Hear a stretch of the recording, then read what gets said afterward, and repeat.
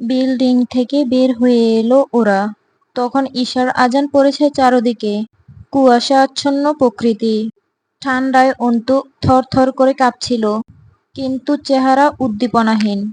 ক্ষতবিক্ষত আমজাদ সাহেবের অচেতন বিশাল দেহটা বহন করা মানসিক ক্ষতবিক্ষত অন্তুর পক্ষে অসম্ভব। আমজাদ সাহেব এখন পুরোপুরি অচেতন। সিঁড়ি দিয়ে যখন উনাকে নামাচ্ছিল, জয় বলল, এইখানে নিয়ে আসার অল্প কিছুক্ষণ আগেই হয়তো ড্রাগ দেওয়া হয়েছে। অন্তু তাকালো না। তার ভয় হচ্ছে, জয় এখন তাকে কোথায় নিয়ে যাবে। সে এক কুকুরের কাছ থেকে ছাড়া পেয়ে আরেক নেকড়ের সাথে পথ চলছে না তো।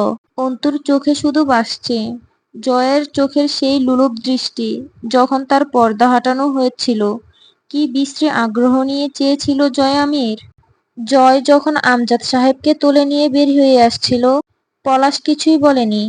হয়তো পিস্তল অথবা ক্ষেপা স্বভাবের জন্য বলেনি তৎক্ষণাৎ কিছু, অথবা রহস্য।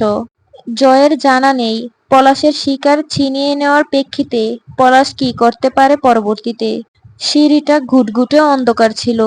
একবার পা ফসকালে তিনজনই গাড়ের শিরা ছিঁড়ে মরার চান্স ছিল। জয় জয় আমজাদ সাহেবকে নিজের লম্বাটে শরীরের সাথে ঠেকনা দিয়ে দাঁড় করিয়ে পকেট থেকে মোবাইল বের করে ফ্ল্যাশ অন করে অন্তুর হাতে দিয়ে বলেছিল, ধরো এটা।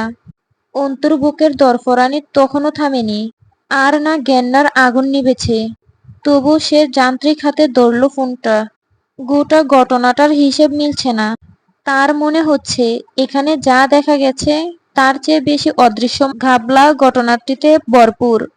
অন্তু আব্বুর একটা বাহু আগলে ধরে হাঁটছিল। আমজাদ সাহেব অচেতন। ব্যথা বোধ হয় টের পাচ্ছে না। কিন্তু অন্তুর বুকের ব্যথার উপশমের ওষুধ কোথায়। এ বিদায়ক ঘা কি জীবনে ভরাট হবে। জয়ের হুট করেই তার মাথায় এলো, সে এসব করছে কেন। ননসেন্স কাজকর্ম সব। সে যুব সেবক হিসেবে এসব করতেই পারে, তবে সেটা খেয়াল মতো। তাই বলে আরমিনের বাপের সাহায্য। একবার তীব্র ঘৃণার চোখে দেখলো আরমিনকে। চোখ দুটো আক্রোশে জ্বলজ্বল করে উঠল। অন্তু টের পেল, ঠান্ডায় অথবা আতঙ্কে তার হাত এবং হাঁটু বিশেষত খুব বাজেভাবে কাঁপছে। শরীরের চাদরটা ওখানেই ধস্তাধস্তিতে পড়ে গিয়েছিল। এখন এক টুকরো ওড়না আছে বুকে, মাথায় কিছুই নেই। সে অল্প একটু ওড়না তুলে মাথায় রাখলো।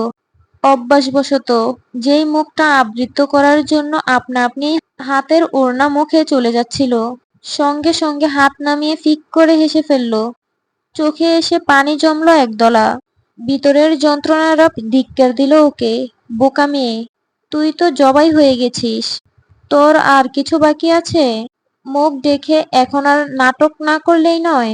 যা সংরক্ষিত রাখতে হয় তা শতভাগ অক্ষত রাখতে হয়। সেখান থেকে এক রত্তি দানা ঘষলে পুরো সংরক্ষণের মান হারায়। সেটা অসংরক্ষিত হয়ে ওঠে। এই আবরণ খোলার পর তা দর্শনে কতগুলো পুরুষ মজা লুটেছে। নাটক না করে সামনে হাঁট। 22 বছরের এই সংরক্ষণের খোলসে আজ ইঁদুর ঢুকেছে। তাও সেই ইঁদুর তাড়িয়েছে কে জানিস? আরেকটা পশু, যে তোকে ধরলে হয়তো শুধু তোর সম্ভ্রমই নয়, বোধহয় গোটা তোকেই খাবলে খেয়ে ফেলবে। বাঁশের জারটার দিকে তাকিয়ে লম্বা লম্বা টান দিচ্ছিল মোস্তাকিন সিগারেটে। সামনে চোখ যেতেই মনে হলো অন্তু আসছে। একা নয় সে, তার পাশে আরো দুটো পুরুষ অবয়ব। চট করেই হোলস্টারে হাত গেল। পিস্তলটা বের করেই তাক করে ধরল। জয় হেসে উঠল, আরে আরে মোস্তাকিন সাহেব যে। হাসি থামিয়ে মিছে মিছে গম্ভীর হলো, ভিতরে যাননি কেন? আর একটু হলেই খানিক পর 3টা লাশ উদ্ধার করতে হতো আপনার। আমাদের কথা নাই ভাবলেন, অন্তত লেডিস। এই পরিস্থিতিতেও এমন নোংরা মশকরা অবশ্য জয়ের কাছে আশা করাই যায়। অন্তুর দিকে তাকিয়ে মোস্তাকিনের মুখ কালো হয়ে এলো। পর মুহূর্তে দ্রুত আমজাদ সাহেবকে আগলে নিল জয়ের কাছ থেকে। অন্তুর মুখটা মোস্তাকিন প্রথমবার দেখলো। ক্ষণকাল চোখ ফেরালো না। জয় সিগারেট ধরিয়ে এক পাশে গিয়ে দাঁড়ালো। আমজাদ সাহেবের নড়বড়ে দেহটা দুজন কনস্টেবলের বাড়ি দিয়ে শরীরে থাকা চাদরটা খুলে অন্তুর দিকে এগিয়ে দিল। অন্তু যন্ত্রের মতো হাত বাড়িয়ে চাদরটা নিয়ে গায়ে জড়িয়ে নেয়। মুস্তাকিন প্রায় রুষ্ট কণ্ঠে বলল, মুখ ডেকে নিন অন্তু। ওখানে কি হয়েছিল পরে শুনছি। অধিকারবোধ অথবা কর্তব্য, যাই হোক, ছিল মুস্তাকিনের স্বরে। জয় মুস্তাকিনকে বলল, তো যান তাইলে, আমার গাড়ি আসবে। ভিআইপি লোক তো। চোখ মারল কথা শেষে। মুস্তাকিন হাসল। খুব শীঘ্রই দেখা হবে। জয় মাতালের মতো কাঁধ দুলালো। ওরা চলে যেতেই জয় পেছনে তাকালো। পুরনো দোতলার রুফটপ থেকে পলাশের জ্বলজ্বলে দুটো চোখ যেন জয়কেই দেখছিল। পুরো দলসহ দাঁড়িয়ে দেখছে এদিকের কাণ্ড। আমজাদ সাহেবকে একটা প্রাইভেট হাসপাতালে ভর্তি করালো মুস্তাকিন। সে লোক পাঠিয়েছে রাবেয়াকে আনতে। রাত 10টা বাজবে। অন্তু বসেছিল বেঞ্চের ওপর। বেশ কিছুক্ষণ নির্লজ্জের মতো দেখল মুস্তাকিন মেয়েটাকে। আসলেই যা সহজে পাওয়া যায় না, তা হুট করে পেলে মানুষের আগ্রহ পেয়ে বসে। মোস্তাকিনও রেহাই পেল না সে আগ্রহ থেকে। অন্তুকে দেখা যায় না, আজ যাচ্ছে। যদিও বিষয়টা মোস্তাকিনের ভালো লাগছিল না। ধীরে হেঁটে এসে অন্তুর পাশে বসলো। রক্ত শুষে বেরিয়ে গেলে মানুষের মুখের বর্ণবোধ হয় অন্তুর মতো হয়। প্রাণ নেই মুখে, উদ্দীপনার বড্ড অভাব। হাঁটুর উপর দুহাত একত্র করে থুতনিতে ঠেকিয়ে আর মনে চেয়ে আছে। অন্তুর দেহ সেখানে বসা ছিল। তার নজর ছিল না এই জগতের কোথাও। প্রথমে কিছু বছর অন্তিকের অস্বাভাবিক হয়ে যাওয়া, তারপর সেদিন তার নিখোঁজ হওয়া, এরপর আব্বুর, এরপর অন্তুকে ডাকা। বাকিটা আরো গোলাটে। জয়ের আচরণ আরো রহস্য বাড়িয়ে দিচ্ছে। হিসেবটাকে সাধারণভাবে সমাধান করা যাচ্ছে না, কোথাও একটা কিন্তু থেকে যাচ্ছে। স্যারকে ওরা কেন নিয়ে গিয়েছিল? মোস্তাকিন ঝুঁকে বহল মেজের দিকে। কথা বলতে ইচ্ছে করছে না। এক রোখার মতো বলে উঠল মোস্তাকিন, আপনার ইচ্ছেটাকে প্রাধান্য দিতে ইচ্ছে করছে না আমার। বলুন। অন্তু সেই নিস্তেজ স্বরে কিছুক্ষণ পর বলল, ইচ্ছে দুজনের দুটো। কারটাকে প্রাধান্য দিব? আমারটাকে। এই পর্যায়ে জেদি লাগলো মোস্তাকিনকে। জোর করছেন? চোখ তুলে তাকালো অন্তু। মোস্তাকিন চমকে উঠল। ভয়ানক সেই চোখ, লাল টকটকে, এক ধরনের জেদ ও যন্ত্রণার সংমিশ্রণে ভরপুর। যা ভাববেন তাই। কি হয়েছিল ওখানে?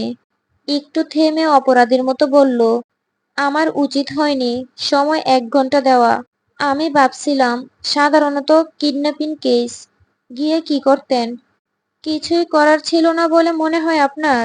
এই হাতে মার্ডারও করেছি ম্যাডাম। যখন উপর মহল থেকে ঘুষ খেয়ে আমাকে অর্ডার করা হয়েছে প্রমাণ নষ্ট করে আসামি ছেড়ে দিতে, রাতের অন্ধকারে লাশ বানিয়ে ছেড়ে দিয়েছি আসামিদের। সিনিয়রদের কথা অমান্য করিনি। মুস্তাকিনের কথাবার্তা উগ্র লাগছিল শুনতে। সেই চেনা ভদ্রলোককে ফুঁড়ে বেরিয়ে আসছে এক গোপন বিপ্লবী সত্তা। অন্তু কথা বলল না। তার নিজের কথা ভাবার অবকাশই নেই মস্তিষ্কে। সবটুকু জায়গা ভিড়ে আছে আব্বুর কানে সেই সিগারেটের পোড়া ক্ষত। ছুটে পালাতে ইচ্ছে করছিল কোনো দিকে। এই নোংরা দেহ, কলুষিত জীবনকে ফেলে নির্জন জনমানব শূন্যের দিকটা তাকে ডাকছিল। চোখের সম্মুখটা অন্ধকার হয়ে এলো যখন, তখন ওপার থেকে আমজাদ সাহেব ডাকছেন। এই তো আমজাদ সাহেব দাঁড়িয়ে আছেন। আরে, পরনে সাদা দবদবে পাঞ্জাবি। এত অভিজাত লাগছে আব্বুকে দেখতে। অন্তু ছুটে যায় আব্বুর দিকে। আব্বুর ডান হাতের তর্জনী আঙ্গুলটা চেপে ধরে তারা হেঁটে যাচ্ছে। যাচ্ছে যাচ্ছে, তারা চলছে, আর আসছে না দৃশ্যটা। সবটা অন্ধকার, রাত হয়ে গেছে। এই তো সবে বসন্তের বিকেল ছিল, এত তাড়াতাড়ি রাত নামলো, সব ফুরিয়ে গেল। মোস্তাকিন চমকে উঠল। দপ করে পড়ে গেছে অন্তুর শরীরটা বেঞ্চি থেকে উপর হয়ে। ওকে ধরে উল্টাতেই মোস্তাকিন থমকালো। অন্তুর নাক দিয়ে রক্ত প্রবাহ নেমেছে। ঠোঁটের কাছে দাঁত আটকে আছে। দাঁত ছাড়লে নিশ্চিত ঠোঁট কেটে রক্ত বেরিয়ে আসবে। ডাক্তার পালস চেক করতে কবজি ধরেই বললেন, কিসের ট্রমায় আছে এইটুকু মেয়ে? পোশাকের এই হাল কেন? আপনার কে হয় মেয়েটা? মোস্তাকিন জবাব দিল না। কে হয় অন্তু ওর? জানে না ও। অন্তুকে জানানো হলো না মোস্তাকিনের। আখের কেসটা হাতে নেওয়ার পর পলাশই তাকে হুমকির দেওয়া চিরকুট পাঠিয়েছে। ফোন কলে বাজে ভাষায় গালি দিয়েছিল, খুন করার ধমকি দিয়েছিল। আখির রেপ কেস এবং মার্ডারের সাথে ওতপ্রোতভাবে জড়িত পলাশ। তবে সে একা নয়, আরো কেউ বা কারা আছে। মেয়েটা আপনার স্যারের মেয়ে, তাই তো? মোস্তাকিন মৃদু মাথা নাড়ল। ডাক্তার কিছুক্ষণ চুপ থেকে বললেন, দেখুন অফিসার, আপনি নিজেই যেখানে উপস্থিত, সেখানে পুলিশ কেসে যাবার আগে আপনার সাথে আলাপ করে নিচ্ছি। মেয়েটার কথায় পরে আসছি। ওর বাবার শরীরে ভালো মাত্রায় ড্রাগ ইনজেকশন পুশ করা হয়েছে। সাথে যে চোরাই আঘাতের চিহ্নগুলো রয়েছে দেহে, পরবর্তীতে সেসব স্থানে টিউমার এবং তা থেকে ক্যান্সারের সৃষ্টি অবধি হওয়ার সম্ভাবনা রয়েছে। বুঝতে পেরেছেন কেমন চোরাই মারের শিকার হয়েছেন লোকটা? কিন্তু এসব কারা করেছে, কেন করেছে, এই প্রশ্ন উঠলেই চিকিৎসকবাদী কেস ফাইল করা আমাদের কর্তব্য। সেটা আপনার জন্যই ঠেকে রইল। এইরকম একটা কেসে আমরা এভাবে চুপ থাকি না। কিন্তু যেখানে আপনি স্বয়ং, তবুও থানায় জানাতে। মোস্তাকিন ব্যস্ত হয়ে উঠল। বুঝতে পেরেছি, ওসবের আর দরকার নেই। অন্তু, মানে মেয়েটার কি অবস্থা, সেটা বলুন ডক্টর। গভীর ক্ষত মানসিকতায়। কোনো ঘটনা তাকে আঘাত করেছে, যা তার জন্য একযোগে নেওয়া বোধহয় কঠিন হয়ে পড়েছে। কিন্তু গেট আপ যা ছিল এখানে আসার পর, আই থিংক ওকে রেপ করার চেষ্টা করা হয়েছে। পরনে বোরকা ছিল, তাও অক্ষত নয়। আবার ওর বাবার এই হাল। আপনারা কি কিছু লুকাতে চাচ্ছেন? একটা মেয়ের জন্য ব্যাপারটা মরণ সম প্রেশার, ইন্সপেক্টর, তার মানসিকতার উপর। আপনারা ব্যাপারটাকে ফ্যান্টাসি হিসেবে নিচ্ছেন যেন। কোনো রকম পদক্ষেপ নেই। আমি বুঝতে পারছি না বিষয়টা। এ নিয়ে কোনো ঝামেলা হবে না তো? ব্যাপারটা ব্যাপক গোলমেলে। মানে, মোস্তাকিন থামালো। রিল্যাক্স ডক্টর সাহেব। আসলে আমি নিজেও পুরোটা জানি না। হয়েছে অনেক কিছু, তা আমিও জানি। তবে অন্তুর এক্সাক্ট অবস্থাটা জানতে চাচ্ছি। আমিও জানি না কি হয়েছে, ওর কি অবস্থা। মানসিকভাবে বিপর্যস্ত হয়ে উঠেছে। প্যানিক অ্যাটাক হচ্ছে বারবার। মেন্টালি প্রেশার ফিল করছে অতিরিক্ত। যে কারণে বিভিন্ন ধরনের হ্যালোসিনেশন ক্রিয়েট হচ্ছে ওর সামনে। ইলিউশন আসছে মস্তিষ্কে। She needs mentally support and lots of rest. নির্বাচনের সকালে ঘুম ভাঙল 10টায়। এখন অবধি বাইরে সব ঠিকঠাক। দলের কাউকে কোনো কেন্দ্রে এজেন্ট হিসেবে রাখেনি হামজা। কারচুপির বদনাম ছাড়া বিপুল ভোটে জিততে সে চায়। শুরুতে ক্যারিয়ারটা সর্বোচ্চ দাগমুক্ত রাখতে হবে। সামনের ধাপগুলো মানুষের আস্থা নিয়ে এগুতে হবে। জন্টু সাহেব নির্বাচনে নেই। মাঝারের শরীর এখন পুরোপুরি ভালো না, তবে টুকটাক চলাচল করতে পারছে। সব কিছুর বদলা হিসেবে আজ ভোট কেন্দ্রগুলোতে খুব খারাপ কিছুর ঘটার চান্স রয়ে যায়।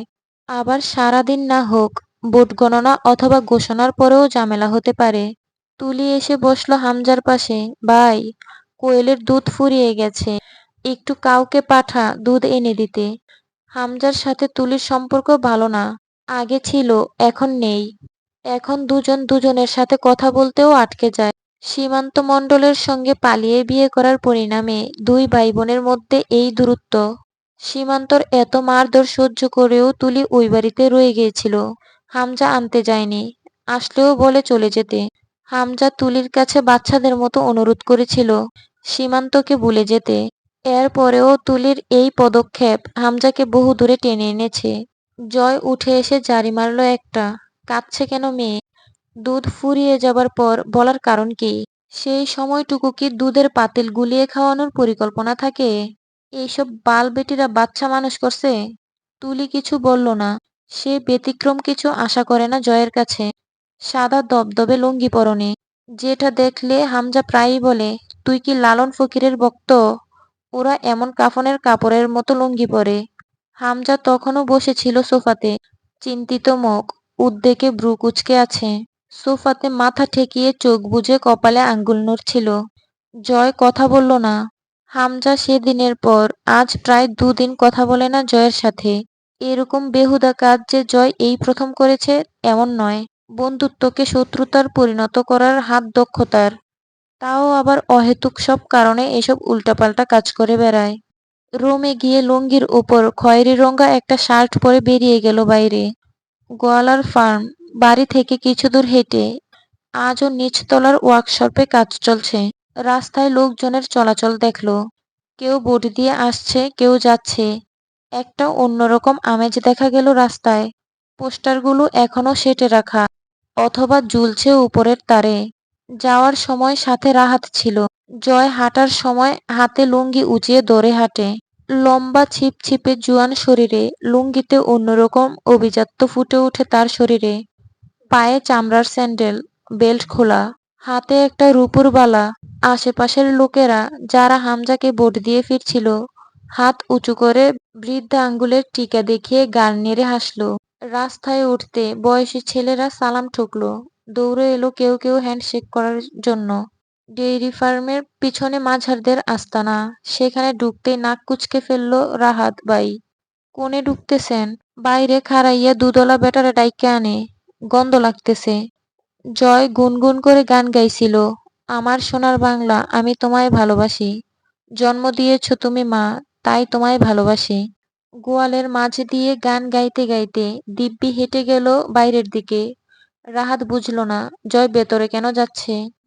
গোয়ালাকে 5 লিটার দুধ ভরে রাখতে রাখতে লুঙ্গি কাঁচা মারতে মারতে এগিয়ে গেল ডেইরি ফার্মের চারপাশে দেয়া উঁচু দেয়ালের দিকে। তখনও গান গাইছে, জয় বাংলা, বাংলার জয়, হবে হবে হবে, হবে জয়। জয় আমির আর বাংলার জয়। থেমে গেল।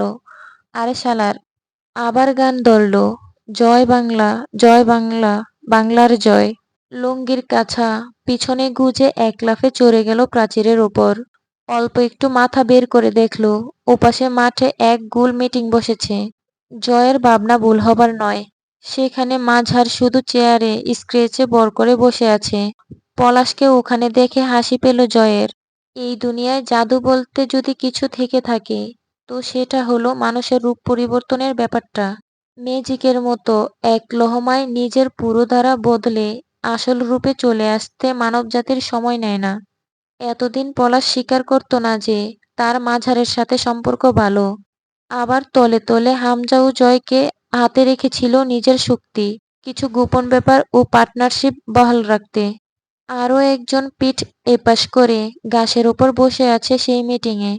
তাকে দেখে জয়ের হু হু করে হাসি এলো। জোকারদের মুখোশ নেহাত মুখোশ। অথচ মানুষ যে মুখোশ পরে ভালো মানুষদের ধোঁকা দিয়ে তাদের সাথে মিশে থাকে, এটা বোধহয় খুব সস্তা তবে শক্ত মুখোশ। জয়ের এই বিষয়ে গর্ব আছে নিজের উপর। সে অন্তত নিজের নোংরামিগুলো সারাদিন সদিচ্ছায় স্বীকার করে বেড়ানোর বাহাদুরিটুকু রাখে। সে কোনোদিন কারো কাছে নিজেকে ভালো প্রমাণ করতে চায় না। মিথ্যে রূপ প্রকাশ করে মানুষকে ধোঁকা দেওয়াকে সস্তা ছোটলোকি কারবার মনে হয় তার। সে খারাপ, এটা তার বুক উঁচিয়ে বলার যে প্রবণতাটা আছে, নিজেই সেই গুণটাকে ভালোবাসে। দুধটা রাহাতের হাতে দিয়ে জয় ভোট কেন্দ্রের দিকে গেল। রাহাতের কাছ থেকে ছোট্ট একটা ড্যাগার নিল, প্রয়োজনে প্রতিরক্ষার জন্য। পেছনে থেকে ডাকলো, শোন কন ভাই, বড় সাহেবকে গিয়ে বলবি দ্রুত যেন তৈরি হয়ে বেরিয়ে আসে বাইরে। আমাদের অনুপস্থিতিতে নাটক জমাতে পারে প্রতিদ্বন্দ্বীরা, সেইগুলা দেখা লাগবে তো। It's entertainment. নিঃশব্দ শীতের রাত। 1:30 পেরিয়ে গেছে। ঘড়ির কাঁটার আওয়াজ কানে লাগছে। রাবেয়া বোধহয় তাহাজ্জুদের নামাজে বসেছেন। নিজের বিছানায় শুয়ে আছেন আমজাদ সাহেব। পিঠে থেতলে মারা হয়েছে। শুতে ভীষণ কষ্ট হচ্ছে। অন্তু পায়ের কাছে বসে রইল চুপচাপ, হাঁটুতে হাঁটুতে থুতনি ঠেকিয়ে। দুনিয়াটাকে পর মনে হয় তার ক্ষোভ। মাথাটা শূন্য। জীবন এক নিষ্ঠুর খেলোয়াড় বুঝি। অন্তিক যেদিন বিয়ে করে আনলো, আমজাদ সাহেব ভর্ৎসনা করেছিলেন তাকে। অন্তিক জবর তেরা ছেলে। বিশেষ করে তাকে তুচ্ছজ্ঞান করলে সে সইতে পারত না ছোট থেকেই। সেদিন ওনার তাচ্ছিল্যটুকু গভীরে লেগেছিল। অথচ সেই বাপের সেই সকল কথাগুলোর পেছনে ভালোবাসার শাসনটুকু এড়িয়ে গিয়েছিল। জিদের বশে এমন বহুত সত্য মানুষ করে এড়িয়ে যায়। অন্তিকের মাথায় ভূত চাপল। সে প্রমাণ করে দেখাবে। সে রোজগার জানে, নিজের বউকে নিজে পালন করতে পারবে। কিন্তু গয়নাগুলো মার্জিয়া এনে দিয়েছিল বাপের বাড়ি থেকে। মার্জিয়া অন্তিকের চেয়েও বেশি জেদি। অন্তু নিশ্চিত পুরোটা অন্তিকের না, বরং বেশিরভাগ উৎসাহ মার্জিয়ার। কারণ সেদিনের অপমান মার্জিয়াকে ঘিরেই করা হয়েছিল। সেই গয়না বন্ধক রেখে পলাশের কাছে থেকে সুদের চুক্তিতে টাকা নিয়েছিল অন্তিক। কিন্তু পলাশ কোনো যেমন তেমন মহাজন নয়, একেবারে নরক থেকে উঠে আসা এক অভিশাপ। সুদের টাকা দেওয়ার জন্য যে আয়টা দোকানে হওয়ার কথা, তা পলাশের ছেলেরা প্রতিদিন টুকটাক করে চাঁদা তুলেই খেয়ে ফেলত। দোকানে ভাটা পড়তে শুরু করলো। অন্তিকের নিজের ব্যবসা খাড়া করা তো দূর, পুঁজিই ফুরিয়ে যেতে লাগলো। বাড়িতে কানাকড়ি আসার প্রশ্নই ওঠে না, কারণ দোকানের মাল দিন দিন কমে আসল পুঁজি নিশ্চিহ্ন হয়ে যাচ্ছিল। অথচ তখনই পলাশের পুরো আসল টাকা আর সপ্তাহের হিসাব নির্দিষ্ট টাকার সুদ জমে জমে পাহাড় হচ্ছিল। অন্তিক লজ্জার মরণে এই কথা বাড়িতে বলার সাহস পায়নি। যতদিনে সে বুঝতে পেরেছিল নিজের ভুল, ততদিনে আব্বুর সামনে এসে দাঁড়ানোর মুখ সে হারিয়ে ফেলেছিল। যে আব্বুকে টক্কর দিতে এত কিছু, সেই টক্করের খেলায় যখন সে ধ্বংসে নেমে এলো, সে আর আব্বুর সামনে এসে দাঁড়াতে পারেনি। দিন দিন মৃত হয়ে উঠছিল। মার্জিয়া জেদি মেয়ে, তাকে সুখ দেওয়ার ক্ষমতা ছিল না অন্তিকের। সে ঋণে ডুবে প্রায় মৃত। আবার মার্জিয়ার বাপের বাড়ির গয়নাও সে খেয়ে ফেলেছে। সে চাইলেও বউকে শাসন করতে পারেনি, বা সেই মানসিকতাও হয়তো ছিল না। শিক্ষিত ছেলেটা একটা সন্ত্রাস মহাজনের কাছে এভাবে শোষিত হয়ে নিজের ব্যক্তিত্ব হারিয়ে ফেলেছিল খুব খারাপভাবে। মার্জিয়া সব জেনে শুধু গজরাতে পেরেছে। সে এই বাড়ির লোকদের দায়ী মনে করত এই অবস্থার জন্য। অন্তুর বাবা মা এবং অন্তুকে এই জন্য সহ্যই করতে পারেনি কোনোদিন। অন্তুর গাল বেয়ে টসটসে গরম জল গড়িয়ে পড়ল। সেই কান্নায় আওয়াজ অথবা মুখের অঙ্গভঙ্গি নেই। এত কিছু হয়ে গেছে, অথচ কোনোদিন আন্দাজ করার সুযোগ পায়নি। ভালোবাসলে মূল্য চুকাতে হয়। আমজাদ সাহেব বাপ হিসেবে সন্তানকে ভালোবাসার দায়ে সেই মূল্য চুকালেন। কিন্তু সে সে কিসের দানে বলি হলো পলাশের হাতে? বোন হিসেবে? এরকম তো কথা ছিল না। তাহলে বড় ভাইকে গোপন ভালোবাসার দায়ে? ছোটবেলার সেই সব খুনসুটির দায়? কিসের দায় চুকিয়েছে অন্তু?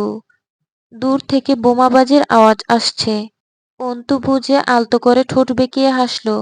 নিশ্চয়ই জিতে গেছে হামজা। এই মাঝরাতেও তার উল্লাস যাপিত হচ্ছে। একের পর এক বোমা আতশবাজি ফুটছে। বিকট আওয়াজে যেন ছাদের উপরে এসে পড়ছিল সেগুলো। কয়েকটা গুলিও ফুটল। আমজাদ সাহেব নড়েচড়ে উঠলেন। তবে কড়া ওষুধের প্রভাবে ঘুম ভাঙল না পুরো।